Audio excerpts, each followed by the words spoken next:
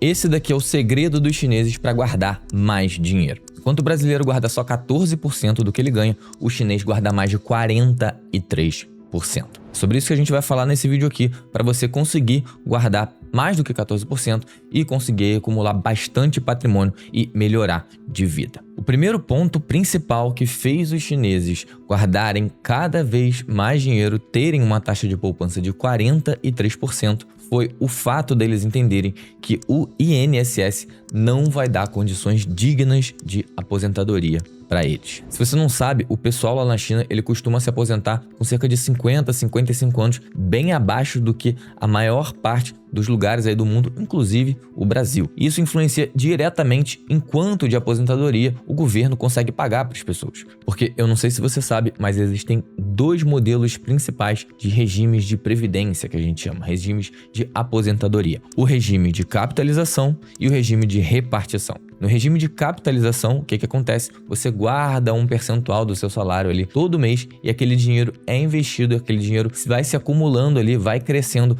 para lá no futuro, quando você parar de trabalhar, você consiga resgatar aquele dinheiro e usar aquele dinheiro para sobreviver. É muito isso, inclusive, que a gente faz aqui por conta própria no Brasil, né? A gente tem a nossa previdência privada, faz os nossos investimentos, pensando muitas das vezes em se aposentar lá no futuro. Bom, esse é o regime de capitalização. Agora, como que funciona o regime de repartição, que é o que funciona no INSS aqui do Brasil, no INSS da China e na maior parte dos países? No regime de repartição, você está contribuindo, você está economizando uma parte do seu salário, vamos dizer assim, mas esse dinheiro ele não está sendo guardado ali, nem investido para pagar a sua aposentadoria no futuro. Esse dinheiro ele sai do seu bolso e vai automaticamente para o bolso das pessoas que já estão aposentadas. Ou seja, isso cria um ciclo. O dinheiro sai das mãos de quem está trabalhando, quem conquistou aquele dinheiro, e vai para as mãos de quem não trabalha mais, mas que já trabalhou, que já contribuiu no passado. A princípio, isso pode parecer uma coisa boa, né? Até uma coisa de certa forma filantrópica, porque você trabalhou por um determinado tempo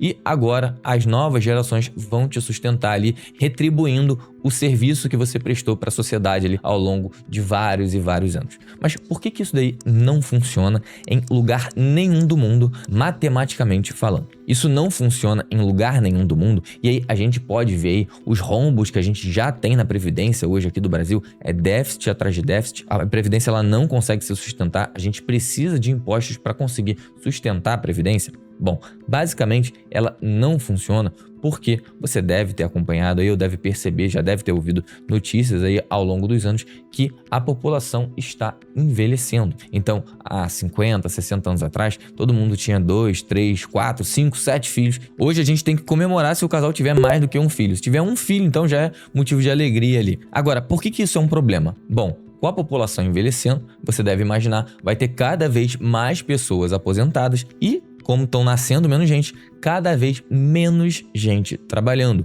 Ou seja, tem menos dinheiro entrando ali e mais dinheiro saindo. Até porque, com a melhora da saúde, com a melhora da qualidade de vida, as pessoas estão vivendo mais também. E é por isso que a gente vê aí ao longo dos anos, reforma de previdência atrás de reforma de previdência, sempre piorando as condições ali para os aposentados. Isso daí não acontece porque tá todo mundo querendo ferrar os aposentados, apesar de que a gente vê aí no governo várias coisas acontecendo, né? Enfim, que atrapalham e muito com que sobre dinheiro para devolver para a população. Porém, o INSS matematicamente é uma roda quebrada, é uma engrenagem que não vai funcionar por muito mais tempo. Então, o pessoal da China já entendeu isso muito antes, porque lá na China, durante várias décadas, existiu a famosa chamada política do filho único, em que as pessoas, os casais eram forçados a terem só um filho. O pessoal escondia filho, não dizia que tinha mais de um filho, era uma maluquice. O governo podia tomar uma coisa de doido. Então, lá o pessoal começou a ter só um filho por conta dessa política que proibia as pessoas de ter mais de um filho, pelo menos inibia as pessoas de ter mais de um filho,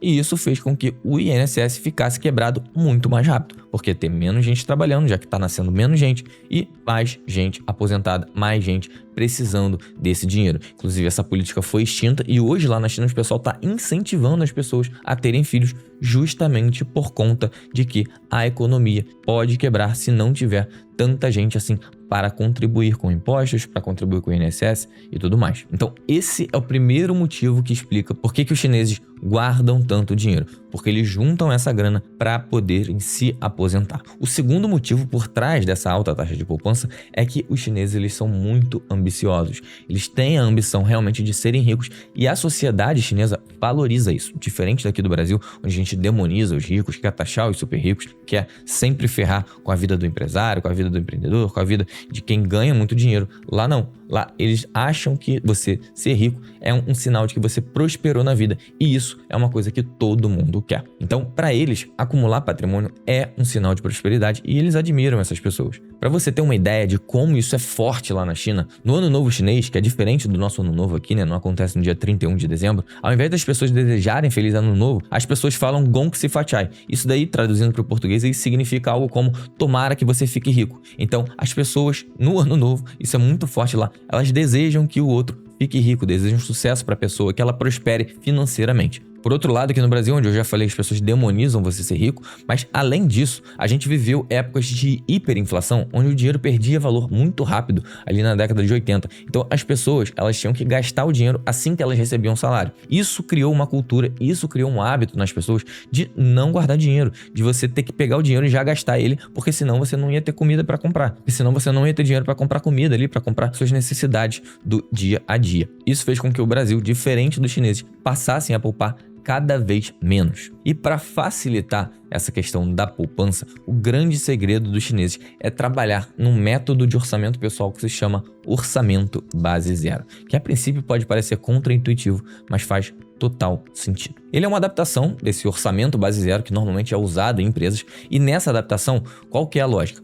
Todo o dinheiro que entra na sua conta no início do mês, ela tem que sair da sua conta automaticamente naquele mesmo mês e você fica com a conta totalmente zerada. Como eu falei, isso pode parecer meio esquisito, afinal, como que eu vou gastar todo o meu dinheiro e ao mesmo tempo eu vou conseguir juntar dinheiro assim? Bom, já tem um vídeo no canal para te ajudar a se organizar financeiramente e fazer um esquema ali de contas que vai fazer com que você junte muito mais dinheiro. Inclusive, é um complemento desse vídeo aqui. Assim que você terminar de assistir esse vídeo, não deixa de assistir esse segundo vídeo também, que eu vou deixar aqui na recomendação. Mas presta atenção aqui que vai fazer total sentido esse esquema de gastar, entre aspas, tudo que entra no mês. Bom, a primeira coisa que você precisa fazer é saber qual que é o seu orçamento do mês, né? Saber quanto que vai entrar, isso a maioria das pessoas sabe, porque tem uma renda ali do seu salário, do seu trabalho, então isso tá batido ali. O que você precisa é entender quanto que sai dele também, porque muitas das vezes você não tem essa organização financeira. E aí, não tem jeito, você precisa anotar os seus gastos. Você pode fazer isso da maneira que você achar melhor. Pode ser no caderninho, pode ser no celular, em aplicativo, em planilha do Excel, tanto faz. Aqui eu vou fazer um exemplo com você anotando numa planilha, porque vai ficar bem mais fácil de você visualizar e de você entender como que isso vai funcionar. Então, a primeira coisa que eu vou fazer é abrir o Excel junto com você para facilitar o nosso exemplo. Beleza? Então, a primeira coisa, como eu falei, que você precisa ter é definir o seu orçamento. Então, vamos supor aí que você tenha um salário de 5 mil reais. Você tem, primeiramente, os seus gastos fixos do mês. Então, essa é a primeira coisa que a gente vai anotar aqui, beleza? Então, você tem, por exemplo, aluguel, IPTU, luz, água, gás, tá? Então, vamos considerar aqui que você paga, por exemplo, um aluguel de R$ 2.500, o seu IPTU é R$ 300 por mês, de luz você gasta também R$ 300, água 150 e gás mais R$ 150. Isso daqui são os seus gastos fixos do mês. Ou seja, a gente tem um total aqui de despesas fixas de R$ 3.400. Tem mais alguns gastos aqui que eu acabei esquecendo, né? Vamos colocar aqui também internet e telefone. Ninguém vive hoje sem internet nem celular, né? Então vamos considerar aqui que você gasta mais 150 com isso. Não sei se eu esqueci de alguma coisa. Se eu tiver esquecido de alguma coisa, coloca aqui para mim nos comentários quais são as suas despesas fixas que você tem hoje, como que você está se organizando, basicamente quanto que você recebe, quanto que você gasta, quanto que você consegue juntar por mês aí, que eu vou adorar saber, e também vou responder aí as suas maiores dúvidas e te dar dicas de como que você pode fazer para juntar mais dinheiro. Beleza? Então deixa aqui pra mim nos comentários, que depois eu vou responder todos eles. Inclusive, se você estiver gostando desse vídeo, se já tiver assistido algum outro vídeo aqui do canal, deixa a sua curtida, se inscreve no canal para receber e ver mais vídeos como esses aqui, e também para ajudar a gente a trazer cada vez mais vídeos interessantes, mais vídeos que podem ajudar a você a melhorar de vida. Beleza? Vamos voltar aqui. Então, total de despesas fixas nossas é R$ 3.550.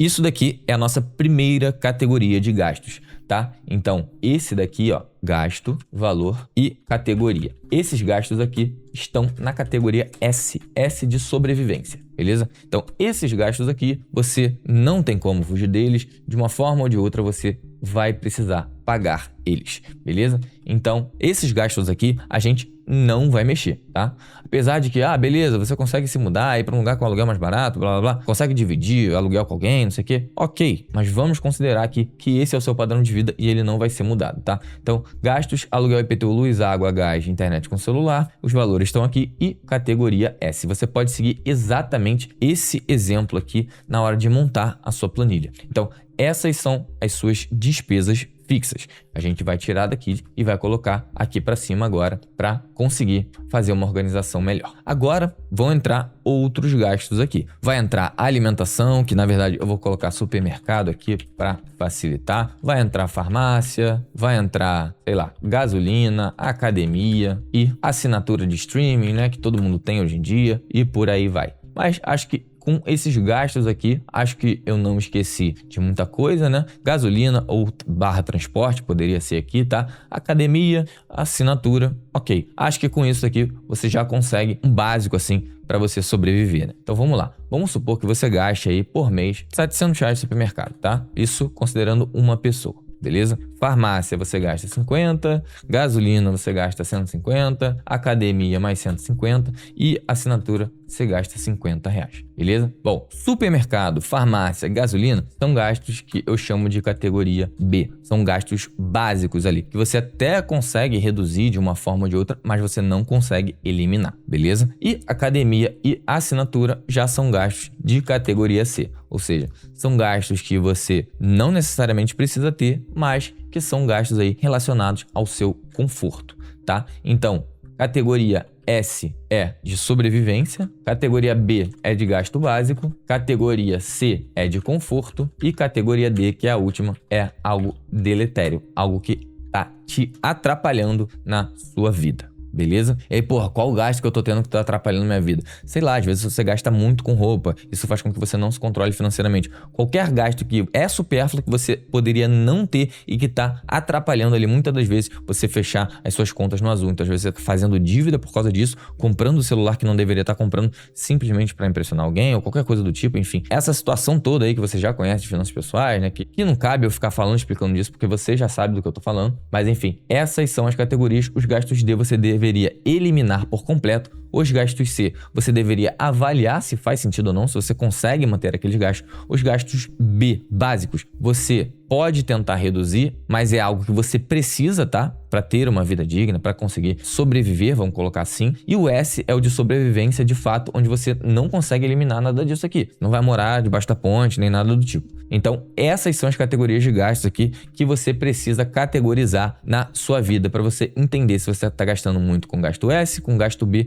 com gasto C ou com gastos D. Tá? Isso daqui é só um exemplo, depois você faz aí, você anota todos os seus gastos, vê aí quanto que você está gastando. E aí, a próxima coisa que a gente vai fazer é isso daqui, ó. A gente vai fazer o seguinte, total gastos B, total gastos C e total gastos D, tá? Fazendo isso, a gente vai ter uma noção aqui de como que está distribuído o nosso orçamento. Então, esse total de despesas fixas, eu vou colocar total gastos S, tá? E aí, o que eu vou fazer? Eu vou fazer uma fórmula aqui que você não precisa se preocupar, mas se você quiser aprender, é só você copiar ela, que é o soma C. Com soma C, eu vou somar só os gastos S, só os gastos B, só os gastos C e só os gastos D aqui separados para a gente entender quanto que a gente está gastando em cada uma dessas categorias. Então, nesse caso aqui, o meu critério é ter uma categoria S aqui nesse intervalo. Então, o que ele vai fazer? Ele vai olhar para cada uma dessas linhas aqui, tudo que for S, ele vai fazer o quê? Ele vai somar. Somar o quê? Somar essa coluna aqui. Então, a gente precisa ter as duas colunas do mesmo tamanho para ele conseguir fazer essa associação aqui de que a primeira linha dessa coluna aqui é a primeira linha dessa coluna aqui e por aí vai.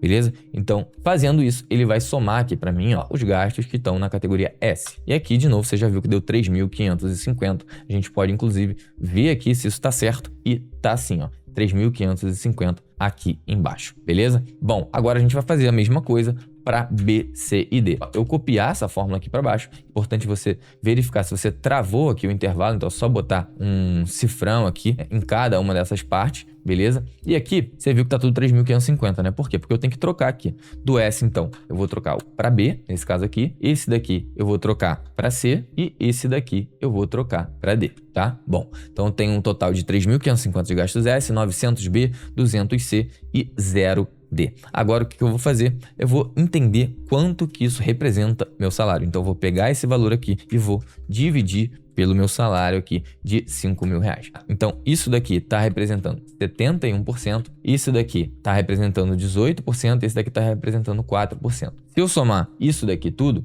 o que a gente vai ver aqui? Deixa eu só tirar isso aqui para cima, para não atrapalhar. Bom, o que a gente vai ter aqui? A gente está tendo um total aqui de 93%. E aqui a gente está gastando 4.650, tá? Então, total deu isso. E agora, o que a gente vai fazer? Tá sobrando, sobra 5.000 menos 4.650. Tá sobrando R$350. E aí, como eu falei, a gente vai gastar isso daqui. Na verdade, a gente não vai sair comprando uma roupa, sair botando em nenhum desses outros gastos aqui. O que a gente vai fazer? Como que a gente vai gastar esse dinheiro? A gente vai gastar esse dinheiro investindo. Então, a primeira coisa que a gente vai fazer é sumir com esse dinheiro dessa conta daqui que você usa aí para o seu dia a dia, tá? Para as suas finanças. Você vai raspar esse dinheiro daqui e você vai transferir ele. Então, transferir esse dinheiro para a sua conta de investimentos, que pode ser qualquer conta, pode ser uma conta numa corretora, pode ser uma conta num outro banco onde você investe, onde você guarda sua reserva de emergência,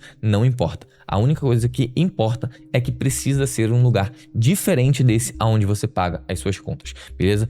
Então, transferir esse dinheiro para a conta 2. Vou colocar assim aqui, tá? Então, ele deu um erro aqui de fórmula, vamos ignorar isso. Pronto. Transferir esse dinheiro para a conta 2. Com isso, quanto que vai sobrar? A nova sobra vai ser o quê? Já que esses 350 vão lá para essa outra conta, eu vou ter R$0 de nova sobra aqui. Ou seja, não sobrou dinheiro nenhum. Esse daqui é o meu orçamento base zero. E aí, o que eu vou trabalhar aqui? Como eu falei, você vai trabalhar para esses gastos S aqui não aumentarem, você vai trabalhar para os gastos B não aumentarem também, se você conseguir reduzir isso daqui. Por exemplo, conseguir reduzir isso aqui em R$50. Ótimo, você já aumentou aí a sua capacidade de aporte, ó, que o dinheiro que está sobrando, em quantos por cento? Então você aumentou em R$50 para 350. Você já aumentou em quase 15% aí a sua capacidade de aporte. Então, já é algo muito relevante para você. O ideal é que você consiga ter uma distribuição de gastos que seja essa daqui, ó, que você gaste 50% do seu salário em gastos S, e aí, claro, se for menos aqui, ótimo, excelente, tá? E aí, antes que você pense, ah não, eu não vou economizar tanto assim não, eu preciso viver a minha vida, não sei quando é que eu vou morrer, não sei o que lá, sou desses que quero aproveitar a vida. Bom, eu prefiro economizar um pouco, porque a gente sabe que o dia de amanhã vai chegar. Então, eu prefiro economizar um pouco mais. A grande probabilidade é que você esteja vivo amanhã. Então, eu prefiro economizar mais, abrir mão um pouco do meu estilo de vida hoje para ter um estilo de vida muito melhor lá na frente. E o lá na frente não precisa ser só com 70, 80 anos, quando você estiver velhinho não conseguindo fazer mais nada, não. Lá na frente pode ser 5 anos, pode ser 10 anos, pode ser 3 anos. Você precisa se planejar para você fazer as coisas que você quer, ao invés de você ficar comprando coisa aí, trocando de celular todo ano, simplesmente porque você acha que esse é o melhor uso do seu dinheiro, porque você quer impressionar alguém, porque não sei qual é o motivo. Mas se você não usa, e eu tô dando o exemplo do celular aqui, mas isso serve para várias outras coisas, se você não usa o seu celular, por exemplo, para uso profissional, você precisa de uma câmera melhor, você precisa estar atualizado, você precisa não sei o quê, você não precisa trocar de celular. A grande verdade é essa. E eu falo isso por experiência própria mesmo. Eu não troco de celular há muito tempo, eu troco de celular às vezes de 3 em 3 anos, de 5 em 5 anos, e sinceramente não vejo nenhum prejuízo nisso, tá? Bom, gastos B. O ideal é que você fique aí entre 15% e 20%. Isso aqui tá legal, tá? Esses 17% tá legal. Mas se você tiver que perseguir um número, persiga esse número aqui de 15%. Gastos C e D somados aí. O ideal é que você tenha 10%, tá? Idealmente tudo C, nenhum D. Mas a gente sabe aí que essa classificação de C e D acaba sendo um pouco subjetiva, né? Então você pode considerar um gasto aqui que eu considero como D, que tá te atrapalhando, como um gasto C. E tá tudo bem. Você só precisa entender que você precisa ter 10% aqui nesses dois. Com isso você consegue, ó, você tá gastando 75%. E você está economizando, esse ponto ótimo aqui, 100% menos isso daqui. Você está economizando 25% do seu salário. Ou seja, você está economizando R$ 1.250. Olha só que diferença que isso faz. A gente saiu de R$ 400 para R$ 1.250. Você mais do que triplicou a sua capacidade de aporte, simplesmente entendendo qual é o seu orçamento, entendendo quanto que você precisa ter em cada tipo de gasto e seguindo isso à risca, trabalhando para que isso aconteça. E aí pode ser que no primeiro mês você que esteja numa situação parecida com essa daqui, você não consiga já chegar nesse ponto ótimo aqui, no 50, 15 e 10. Mas não tem problema, você vai fazendo isso aos poucos. O importante é você estar sempre caminhando nessa direção aqui, porque fazendo isso daqui, você já vai dar o primeiro passo, na minha visão, que é conseguir economizar 25% da sua renda. Isso ainda não é os 43% dos chineses ali, mas já vai fazer muita diferença na sua vida lá na frente, porque investindo R$ 1.250, você já consegue diversificar bem os seus investimentos, você já consegue investir em ações, já consegue investir em fundos imobiliários, já consegue investir em renda fixa, principalmente, já consegue montar a sua reserva de emergência. Então, esse daqui, para mim, é o começo de tudo. É claro, se você está começando, você pode começar com menos. Não é isso que eu estou falando. Você pode começar com seus R$ 400, você pode começar com R$ 100, com R$ 50. Quanto antes você começar, quanto você conseguir juntar, excelente. Mas lembre que você precisa trabalhar para aumentar. Porque economizar R$ 50 por mês não vai ser suficiente para te aposentar. Porém, começa com esse valor aí e vai trabalhando sempre para ir aumentando esse valor para conseguir economizar pelo menos 25%. Economizando 25% e você focando em aumentar o seu salário, isso é uma coisa muito importante. Foque em aumentar a sua renda ativa, ao invés de ficar caçando aí qual que é o melhor investimento, onde investir e tudo mais. Isso é importante? Isso é importante, mas sinceramente, investindo R$ 1.000 por mês ali, você não precisa ficar caçando o melhor investimento. Você precisa aumentar a sua capacidade de aporte, precisa aumentar o seu salário, beleza? Fazendo isso, vai ficar cada vez mais fácil você economizar 25, às vezes até mais. Então, quando a gente está falando aqui de um salário de, por exemplo, R$ 15 mil,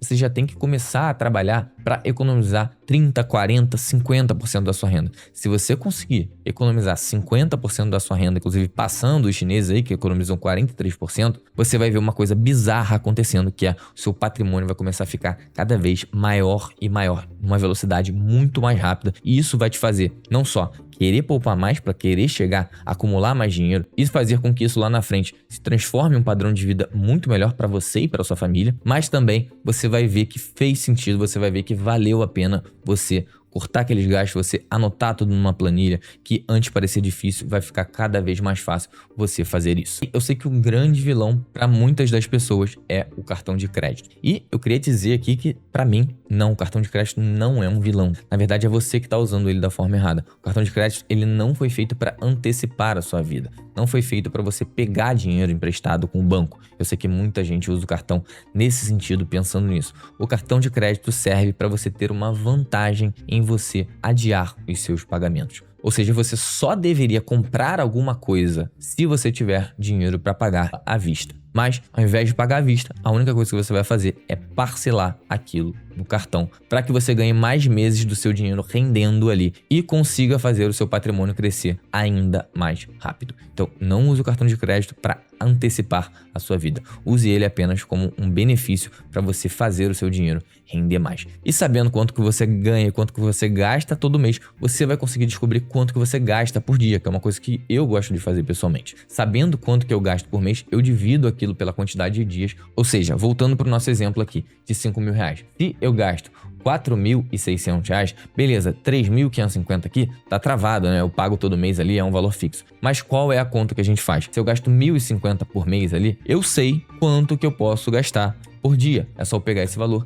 e dividir por 30. Então, eu sei que eu posso gastar R$ 35 por dia. E aí, anotando todos os seus gastos diariamente, você vai saber exatamente se você está passando desse valor aqui, ou seja, se você estourou, se você ultrapassou o seu limite diário, ou se você não ultrapassou o seu limite diário. E isso me ajudou bastante e vai ajudar você bastante também a controlar os seus gastos, a não fazer eles passarem do valor que você estabeleceu e vai fazer sempre sobrar dinheiro no início do mês. Esse dinheiro não é para sobrar no final do mês. É para sobrar logo depois de você pagar as suas contas o mais rápido possível no início do mês, para você já raspar aquele dinheiro da sua conta, como eu falei, e investir ele. Esse é o segredo dos chineses para guardar mais de 40% do que eles ganham. Eu espero que você tenha gostado desse vídeo aqui e eu te vejo no próximo.